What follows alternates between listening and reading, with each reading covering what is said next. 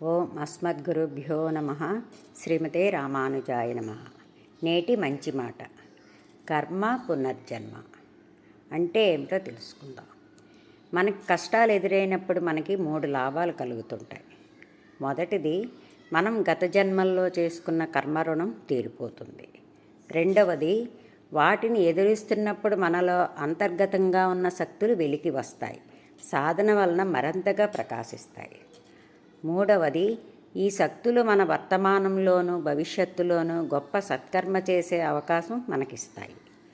ఈ పనే పాండవులు చేశారు. మనం మాత్రం ఎందుకు చేయకూడదు? మహర్షులు, యోగులు కర్మల నుండి ఎలా తప్పించుకోవాలా అని ఎప్పుడూ ఆలోచించలేదు. కర్మక్షాళనం కోసం తప్పించారు.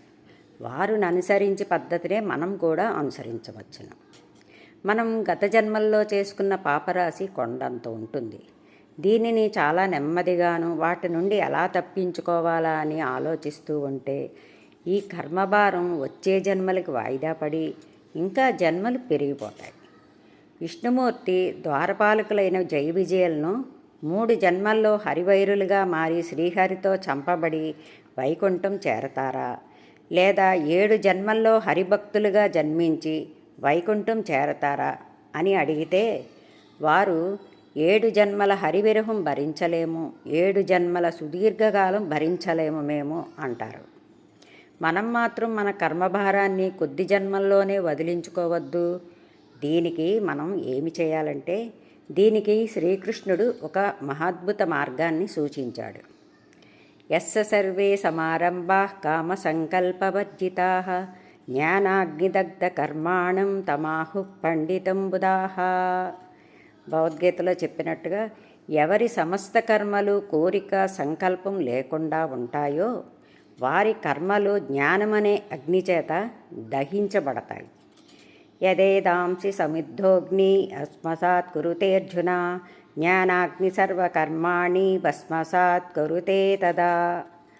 అర్జున, బాగా ప్రజ్వలింపజేయబడిన అగ్ని కట్టెలను ఏ విధంగా బూడిద చేయగలుగుతుందో మనం సంపాదించిన జ్ఞానము మన సర్వకర్మలని బూడిద చేయగలుగుతుంది.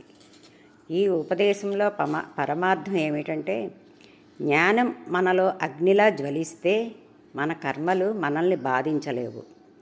మనం గతంలో ఎవరినో మానసికంగా హింసిస్తే ఇప్పుడు వారు తిరిగి ఆ కర్మ మనకి ప్రసాదించడానికి వచ్చారు.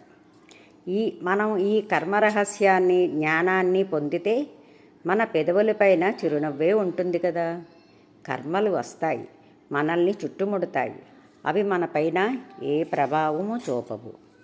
మనకి కష్టాలు ఎదురైనప్పుడు బాధపడకుండా కృష్ణుడు చెప్పిన మార్గాన్నే అనుసరిద్దాం. సర్వే జనా సుఖినో భవంతు. లోకా సమస్తా సుఖినో భవంతు. జై శ్రీమన్నారాయణ.